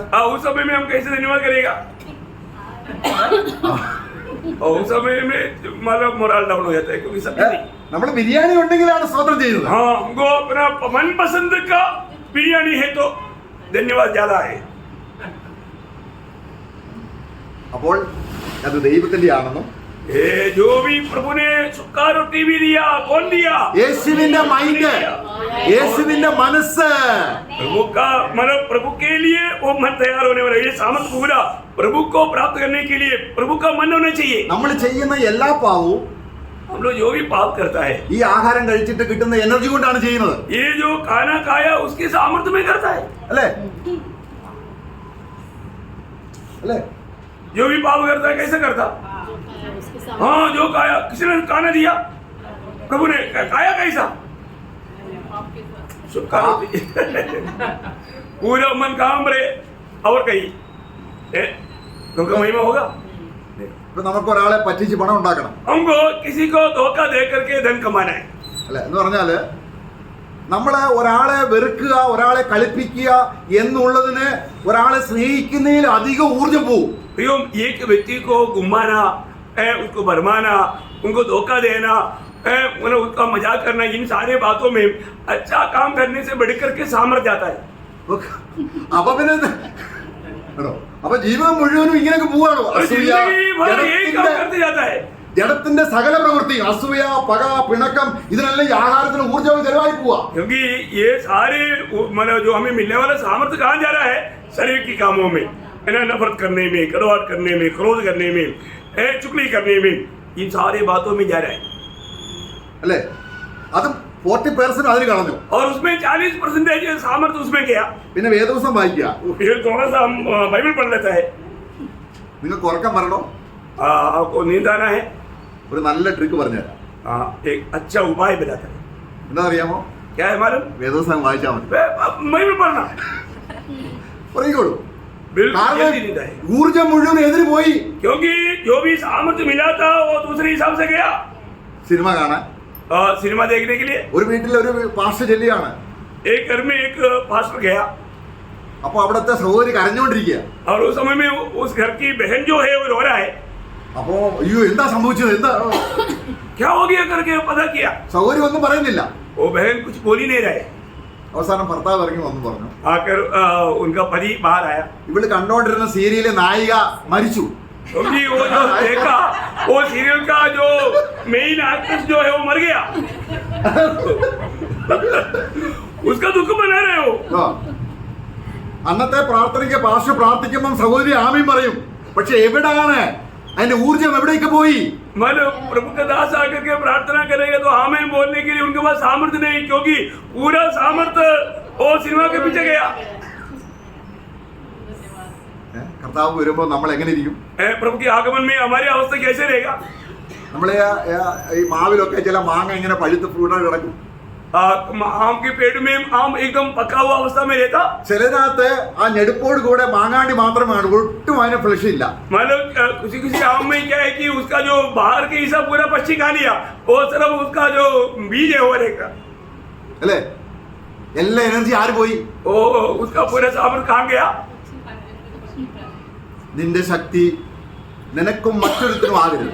आपकी सामर्थ्य को कोई किसी के लिए ना नष्ट हो जाए या हाँ। बर्बाद करे, നമ്മൾ അത് കർത്താവിന് മാത്രമായിരിക്കണം. वो सिर्फ प्रभु के लिए होना चाहिए, കാരണം അവനവന്റെ ശക്തി മുഴുവനും क्योंकि वो उसने अपनी सामर्थ्य को पूरी नहीं दी. ആർക്ക് തന്നു? किसके लिए दिया? നമുക്ക് തന്നു. हमारे लिए दिया. നമുക്ക് തന്നു. അതാണ് നമുക്ക് അവരോടുള്ള സ്നേഹം. इसलिए हम प्रभु को प्यार करते हैं. നമുക്ക് യേശുവിനെ സ്നേഹിക്കണമെങ്കിൽ हमें प्रभु को प्यार करना है तो നമുക്ക് ആ വെറുക്കാൻ, മറ്റുള്ളവരെ വെറുക്കുക അല്ലെങ്കിൽ മറ്റുള്ളവരെ അസൂയപ്പെടുക, ഇതിനു വേണ്ടി ഊർജ്ജം മുഴുവൻ പോയാൽ പിന്നെ യേശുവിനെ സ്നേഹിക്കാൻ കഴിവില്ല. यदि हम दूसरे को नफरत करेगा, बैर करेगा, तो फिर हमें दूसरी भाई से प्रेम करने का हमें सामर्थ्य नहीं मिलेगा. കർത്താവ് യഹൂദന്മാരോട് പറയുന്നുണ്ട്, प्रभु यहूदियों से वो बात कहता है, നിങ്ങൾക്ക് എന്നെ വിശ്വസിക്കാൻ കഴിയുകയില്ല. तुम मुझ में विश्वास नहीं कर पाएगा. കാര്യം എന്താണ്? उसका कारण क्या है? അവിടെ ഇങ്ങനെ നമ്മൾ വായിക്കുന്നു, അതിന്റെ 15-ാം അധ്യായത്തിന്റെ യോഹന്നാൻ 15:23, जब യോഹന്നാൻ 15 अध्याय का 23 वचन, എന്നെ പഴിക്കുന്നവൻ എന്റെ പിതാവിനെയും പഴിക്കുന്നു. क्योंकि जो मुझे नफरत करता है वो मेरा पिता से भी नफरत करता है. അത് എങ്ങനെയാണ് പഴിക്കുന്നത്? वो कैसे नफरत करता? ഒരു കാരണവുമില്ല. कुछ कारण से नहीं. അവിടെ 35-ാം വാക്യത്തിൽ 25-ാം വാക്യം വായിക്കുകയാണ്. उसका 25 वचन, यह इसलिए हुआ हाँ। कि वह वचन पूरा हो जो उनकी व्यवस्था में लिखा है, उन्होंने मुझसे व्यर्थ बैर किया. ഒരു കാരണവുമില്ലാതെ വെറുക്കുക. बिना कारण का नफरत करना. നമ്മൾ കർത്താവിനെ സ്നേഹിക്കുന്നില്ലെങ്കിൽ हम प्रभु को अगर प्यार नहीं करता है तो കാര്യം എന്താണ്? उसका कारण क्या है? ആ സ്നേഹം വേറെ എങ്ങോട്ടോ ഊർജം പോകുന്നുണ്ട്. അവൻ തന്ന ആഹാരം കഴിച്ച് അവന്റേതായിരിക്കും നന്മ അനുഭവിച്ചിട്ട് അവനെതിരെ ശത്രുവാകുമ്പോൾ നമ്മുടെ മനസ്സ് പഴയതായി. प्रियो, अगर वो दिया हुआ भोजन खा करके जो मिला वो सामर्थ्य अगर हम प्रभु को प्यार करने में असफल हो जाता है तो इसका मतलब वो सामर्थ्य और किसी मार्ग में बहुत ज्यादा है. അപ്പൊ കർത്താവിനെ സ്നേഹിക്കണമെങ്കിൽ यदि हमें प्रभु को प्यार करना है तो കർത്താവ് എങ്ങനെയാണ് പിതാവിനെ നമ്മളെ സ്നേഹിച്ചത്? प्रभु ने कैसे हमसे प्रेम किया? കർത്താവ് പറയുകയാണ്, प्रभु ने कहा, സ്നേഹിതന്മാർക്ക് വേണ്ടി ജീവൻ കൊടുക്കുന്നില്ല അധികം വലിയ സ്നേഹം. अपनी मित्र के लिए जान देने से बढ़कर के बड़ा प्रेम नहीं. കർത്താവ് ഭൂമി ജീവിച്ചപ്പോൾ जब प्रभु दुनिया में जीवन जीवित रहा അവനുണ്ടായിരുന്ന മനുഷ്യൻ എന്ന രീതിയിൽ और वो जब मनुष्य बनकर जब रहा, അവന്റെ മനസ്സിന്റെ ഊർജം उनके मन में जो भी सामर्थ्य मिला वो पूरा सामर्थ्य, അത് മുഴുവനും അവൻ ആർക്ക് കൊടുത്തു? वो सारे सामर्थ्य वो किसके लिए दिया? നമ്മെ അതാണ് പൗലോസ് അത് കേട്ടപ്പോഴാണ് अभी എന്നെ ये बात, സ്നേഹിച്ച് എനിക്ക് വേണ്ടി ഏൽപ്പിച്ചു തന്ന जब ये बात को जाना हुआ प्रेषित पौलुस गलातियों 2:20 की आखिरी में कहता है कि हाँ। मुझसे प्रेम करके मेरे लिए दिया हुआ प्रभु. യേശുവിന് നമ്മളെ സ്നേഹിക്കാൻ ഭയങ്കര കഴിവായിരുന്നു. प्रभु को हमें प्यार करने के लिए बहुत सामर्थ्य. കാര്യം എന്താണ്? कारण क्या है? ലോകത്തിൽ വേറെ ഒന്നിനെ അവൻ സ്നേഹിച്ചില്ല എന്ന് പറഞ്ഞാൽ ലോക അസൂയ, പക, പിണക്കം ഇങ്ങനെ നെഗറ്റീവായ ഒന്നിനെ അവൻ സ്നേഹിച്ചില്ല. क्योंकि ये दुनिया का कोई स्वभाव प्रभु में नहीं था. हाँ। वो कोई नफरत नहीं था, बैर नहीं था, ईर्ष्या नहीं था, झगड़ा नहीं था, हाँ। वो कुछ भी नहीं था. അപ്പോൾ അവന് എന്തൊരു ശക്തിയുണ്ട്? फिर उसके लिए उनके पास जो भी सामर्थ्य है वो किसके लिए है? സ്നേഹിക്കാൻ. प्रेम करने के लिए. ഓ, എത്ര വലിയ സ്നേഹമാണ്! ये कितना बड़ा प्रेम है. അതിന്റെ ഉയരം, उसका लंबा, उसका ऊंचाई, ഉയരം, നീളം, ആഴം, വീതി, उसका चौड़ाई, लंबाई, गहराई, ഇത് ഗ്രഹിക്കുക. ये समझना. നമ്മുടെ മനസ്സ് പുതുന്നുണ്ടോ? क्या हमारा मन नया बनते जा रहा है? മനസ്സ് പുതുക്കുക. हमारा मन नया बनते जाना चाहिए. എത്ര പ്രാർത്ഥന കഴിച്ചാലും ആഹാരം വരുമ്പോൾ നമ്മളൊക്കെ മറന്നു പോകും. इतनों भी प्रार्थना करे, भोजन आ गया तो सब भूल जाते. ഉപവാസം എടുത്താലും ആഹാരം കഴിക്കുന്ന ഓർമ്മയാ. उपवास करने के टाइम पर तक कब खत्म होगा, कब खाना मिलेगा, वो विचार है. കാരണം നമ്മുടെ അവസ്ഥ അങ്ങനെ ആയിപ്പോയി. क्योंकि हमारा ऐसा स्वभाव हो गया. ആയതുകൊണ്ട് നമുക്ക് നമ്മളെ തന്നെ നന്നാക്കാൻ പറ്റത്തില്ല. इसलिए हम अपने आप को सही नहीं कर सकते. ആയതുകൊണ്ട് ക്രിസ്തു इसलिए प्रभु यीशु मसीह അവന്റെ ശരീരത്തിലേക്ക് उसकी शरीर में നമ്മളെ വഹിച്ചുകൊണ്ട് हमें भी लेकर के അവൻ ക്രൂശിൽ മരിച്ചിട്ട് और क्रूसिल मर करके നാം പുനരുത്ഥാനത്തിൽ, हम उस पुनरुत्थान में, അതാണ് 6-ാം അധ്യായം റോമലേഖനം 6:13, जब रोमियो 6 अध्याय का 13 वचन, നമ്മുടെ ശരീരത്തിന്റെ അവയവങ്ങളെ हमारा शरीर की हर एक अंगों को ഇങ്ങനെ ക്രിസ്തുവിനോട് കൂടെ प्रभु यीशु मसीह के साथ നാം ദൈവത്തിന് സമർപ്പിച്ചുകൊള്ളുവീൻ. प्रभु के लिए अर्पण करो. അപ്പോൾ എന്ത് സംഭവിക്കും? तब क्या होगा? മനസ്സ് പുതുകി ഞാൻ എന്റെ അല്ല. उस समय में मन में ये भावना आएगा, विचार आएगा कि मैं मेरा नहीं. നമ്മുടെ സ്നേഹം മാറ്റപ്പെടും. हमारा प्रेम बदल जाएंगे, ദൈവത്തിലേക്ക് വരും. प्रभु की ओर आएंगे. നമ്മൾ ഭക്ഷണത്തിന് വേണ്ടി ദൈവത്തിൻ്റെതായിരിക്കുന്ന ഗ്രഹനിർമ്മാണം നശിപ്പിക്കുന്നില്ല. हम अपनी भोजन के लिए परमेश्वर की योजना को कभी नष्ट नहीं करेंगे. പിന്നെന്താണ്? फिर क्या है? ഈ ആഹാര നിമിത്തം ദൈവത്തിന് കെട്ടുപിടി ചെയ്യുകയാണ്. इस भोजन खा करके प्रभु की काम में, प्रभु की बांध काम में हम काम में आएगा. മനസ്സ് പുതുക്കുക എന്ന് പറയുമ്പോൾ എന്താ? मनुष्य नया बनने का अर्थ क्या है? ഇപ്പൊ തന്നെ നമ്മൾ വചനം കേൾക്കുമ്പോൾ अभी जब हम प्रभु का वचन सुनते हैं, നമ്മുടെ മനസ്സിനെ हमारे इस मन को അത് ഗ്രഹിക്കാതിരിക്കാൻ, वो ना समझने के लिए, പൂർണ്ണ സമയവും അത് കർത്താവിനായി മാറാതിരിക്കാൻ वो पूर्ण रीति में प्रभु के लिए ना बनने के लिए ദുഷ്ടൻ പ്രവർത്തിക്കുന്നുണ്ട്. दुष्ट काम करता है। കാരണം നമ്മള് 2 കൊരിന്ത്യർ 11 അധ്യായം വായിക്കുന്നത്, यही बात को हम दूसरे कुरिन्थी 11 अध्याय में पढ़ता है। മനസ്സ് ക്രിസ്തുവിനോടുള്ള ഏകാഗ്രത വിട്ടുകഴിഞ്ഞാൽ, जब हम प्रभु के साथ जो मन की एकाग्रता होना चाहिए, अगर वो नष्ट बन गया तो വഷളായി. वो खराब हो गया। അപ്പൊ നമ്മൾ വഷളാകാൻ എന്ത് ചെയ്താൽ മതി? इसलिए हम खराब होना है तो, बिगड़ जाना है तो क्या करना चाहिए? ദൈവത്തിന്റെ ആഹാരം കഴിച്ച് प्रभु की भोजन खाकर അതിന്റെ എനർജി उसके सामर्थ्य को നമ്മുടെ മനസ്സുകൊണ്ട് എന്ത് ചെയ്തു? हम लोग अपने मन से क्या किया? സഹോദരന്മാർക്കെതിരെ प्रभु हमारे भाइयों के खिलाफ അല്ലെങ്കിൽ ദൈവത്തിനെതിരെ या परमेश्वर के खिलाफ, ഇതാണ് സാധിക്കുന്നത്. ये काम हमारे मन में प्रभु हमारे शैतान करता है। മനസ്സ് പുതുക എന്ന് പറഞ്ഞ അർത്ഥം എന്താണ്? इसका मतलब मन नया बनने का अर्थ क्या है? നിന്റെ ദൈവമായ യഹോവേ, हमारा भोजन पूरा प्रभु के लिए अलग करके Praise the Lord. प्रभु की और एकाग्रता के साथ जीना। എത്ര വെള്ളം കുടിച്ചാലും कितना भी पानी पिए तो ആരുടെയാണ്? किसका है? നന്ദി പറഞ്ഞിട്ടുണ്ടോ? पानी के लिए धन्यवाद दिया है कि नहीं? നമുക്കിനി ആഹാരം മാത്രം പോരാ, सिर्फ हमें भोजन से ही काम नहीं बनेगा, നമുക്ക് ഓക്സിജൻ വേണം. हमें ऑक्सीजन चाहिए, ഈ ആഹാരത്തെ കൺവേർട്ട് ചെയ്യാൻ ഓക്സിജനാണ് സഹായിക്കുന്നത്. क्योंकि इस भोजन को बदलने के लिए हमें ऑक्सीजन चाहिए। ऑक्सीजन की द्वारा ही होता है। ദൈവത്തിന്റെ വായു ശ്വസിച്ചിട്ടാണ് प्रभु ने दिया हुआ उस ऑक्सीजन को या उस हवा लेते हुए നമ്മൾ ദൈവത്തിനെതിരെ നിൽക്കും. हम प्रभु के खिलाफ खड़ा होता। അപ്പോൾ നമ്മുടെ ജീവിതത്തിൽ हमारे जीवन में ഏത് പാപവും कोई भी पाप, മനസ്സ് പഴയതായിരിക്കും. वो हमारा मन पुराना बनने के कारण है। Praise the Lord. Praise the Lord.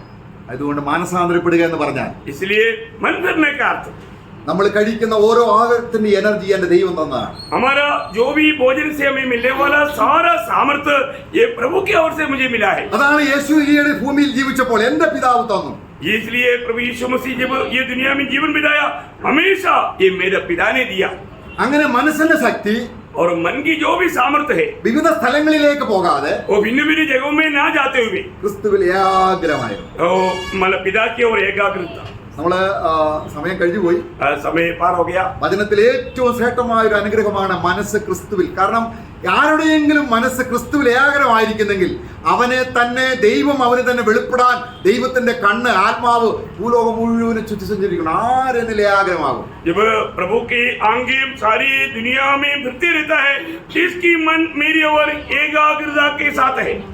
അപ്പോൾ നമ്മൾ ആഹാരത്തിന് വെറും സ്തോത്രം പറഞ്ഞാൽ പോരാ, इसलिए हम सिर्फ भोजन के लिए सिर्फ धन्यवाद देना ही काफी नहीं, പിന്നെന്താണ്? और क्या है? മനസ്സ് പുതുക്കി.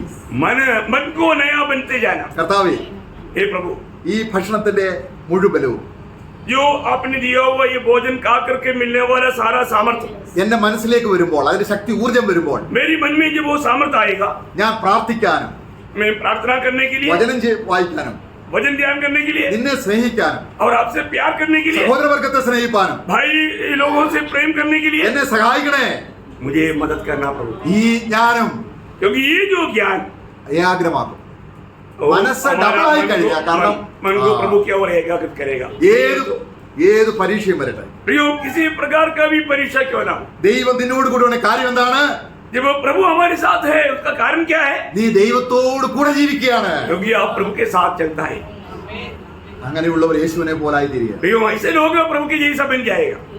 ഈ ലോകത്തിന് മനുഷ്യരെല്ലാം എന്ത് ചെയ്യുന്നു? इस दुनिया के लोग क्या करता? ആഹാരം കഴിച്ചിട്ട് भोजन खाकर അവരുടെ മനസ്സ് ദൈവത്തിനെതിരെ ചിന്തിച്ചുകൊണ്ടിരിക്കുകയാണ്. അതാണ് ലോകത്തോട് അനുരൂപമാകരുത്. उनका मन पूरा दुनिया की ओर है, जो परमेश्वर के खिलाफ में है। इसलिए वचन कहता है कि दुनिया की सदृश ना बनो।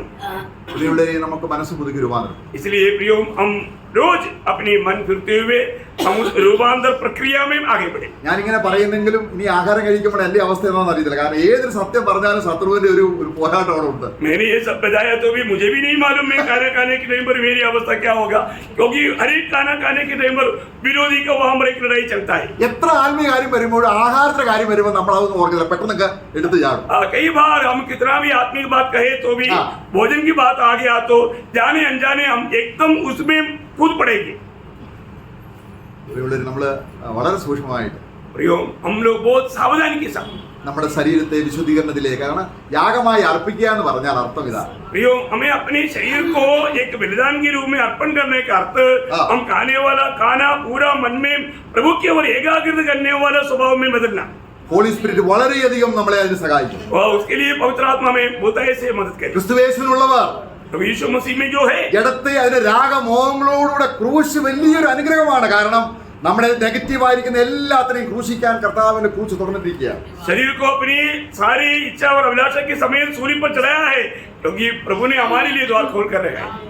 നമ്മുടെ മുമ്പിൽ വെച്ചിരിക്കുന്ന ഓട്ടം വളരെ കെയർഫുൾ ആയിട്ട് എഴുതുക. हमारे आगे जो दौड़ प्रभु ने दिया है वो बहुत ध्यान से दौड़े। പൗലോസ് തീമോഥെയോസിന് എഴുതുകയാണ്, तीमुथियुस को पौलुस लिखता है, ഞാൻ വരുവോളം मैं आने तक വായന, पढ़ाई, പ്രാർത്ഥന प्रार्थना എന്നീ പ്രബോധനം, और प्रबोधन देना, ഈ കാര്യങ്ങളിൽ നീ ഉത്സാഹിക്കുക എന്ന് പറഞ്ഞാൽ ശ്രദ്ധയോപൂർണമായിരിക്കണം, മനസ്സേകാഗ്രമായിരിക്കണം. ये बातों में आप एकाग्रता के साथ करना കർത്താവ് വരുവോളം. प्रभु के आगमन तक। കർത്താവ് നമ്മളെ ഈ കാര്യത്തിൽ ധാരാളമായി സഹായിക്കട്ടെ. प्रभु इन बातों में हमें बहुत ऐसे आशीष दे। അപ്പൊ ലോക മനുഷ്യനെ പോലെ इसलिए दुनिया की लोगों की जैसा നമ്മളുടെ ദേഹിക്ക് കിട്ടേണ്ട ഊർജം ശരീരത്തിൽ നിന്ന് വരുന്നത് നമുക്ക് വേണ്ട വിധത്തിൽ ഉപയോഗിക്കാം. हमारे प्राण में आने वाला जो शरीर से मिलता है वो हमें सही रीति में इस्तेमाल करने में आए, അങ്ങനെ നമുക്ക് ശരീരം കൊണ്ട് ദൈവത്തെ മഹത്വപ്പെടുത്താം. और उस रीति में हमारे शरीर के द्वारा प्रभु का महिमा करें। प्रभु सबको बहुत आशीष दे, प्रभु को धन्यवाद देते हैं। प्रभु कितना महान है, प्रभु हमें बहुत अच्छा आलोचना देता है। अच्छा, आप ये बात मुझे बताओ, प्रभु से प्यार करता है कि नहीं? कितना करता, कितना करता, कितना सा, कितना करता है? अच्छा, प्रभु का प्यार करने का मार्ग क्या है?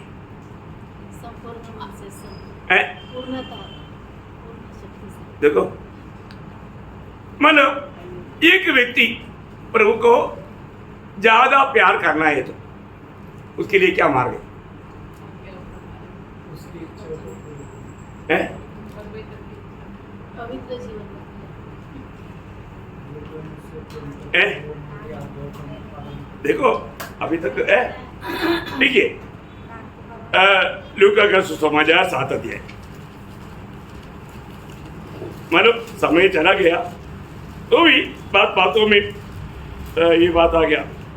उसका 42, जब उनके पास पटाने को कुछ न रहा हाँ। तो उसने दोनों को क्षमा कर दिया। हाँ। इसलिए उसमें से कौन उससे अधिक प्रेम रखेगा? कौन प्रेम रखेगा? इसको ज्यादा हाँ, ये बात है, कौन प्रेम रखेगा? जिसको ज्यादा क्षमा मिला। इसका मतलब क्या, हम प्रभु को कैसे ज्यादा प्यार कर सकता है? प्रभु को बोलने का, पौलुस ने बोला ना, पौलुस कैसे ज्यादा प्यार किया? सबसे बड़ा हाँ, प्रभु का दास ने क्या बोला? मैं उन पापियों में सबसे बड़ा नंबर 1 पापी। हम लोग क्या सोचता है, मैं इतना कोई बड़ा पापी नहीं था, मैं कोई बड़ा पापी। ये विचार जब तक दिल में रहेगा आपका प्यार भी इतना रहेगा। प्रियो, इसका मतलब क्या है कि हमारे जीवन में आने वाला पूरा सामर्थ्य कहा जाएगा अपना मनमानी करने के लिए, अपना मनमानी करने के लिए। परंतु जिसको मालूम है मुझे प्रभु ने कैसे अवस्था से प्रभु ने मुझे छुड़ा करके प्रभु का बनाया, ये बात को पूर्ण रूप में अगर जानेगा तो हमारा मन में जो भी प्रभु ने दिया वो मिला, वो पूरा सामर्थ्य तन मन से हम प्रभु का भक्ति कर पाएगा। कितनी बड़ी बात है प्रियो, है ना? इसके लिए कभी भी मैं एक छोटा पापी था करके सोच करके छोटा प्यार करके मत जाना, है ना?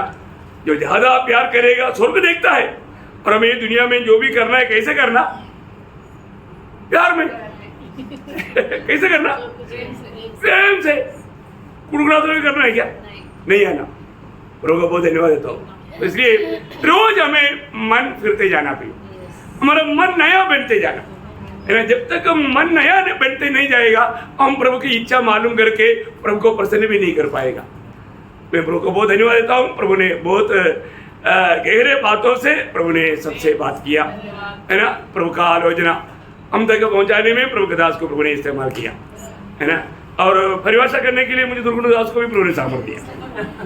ये सब प्रभु ने किया।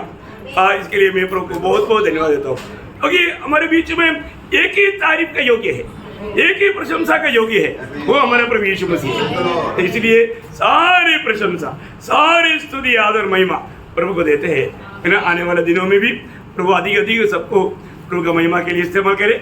आइए प्रियो, इस प्रभु को सारी महिमा देते हैं, सारी महिमा। आमीन।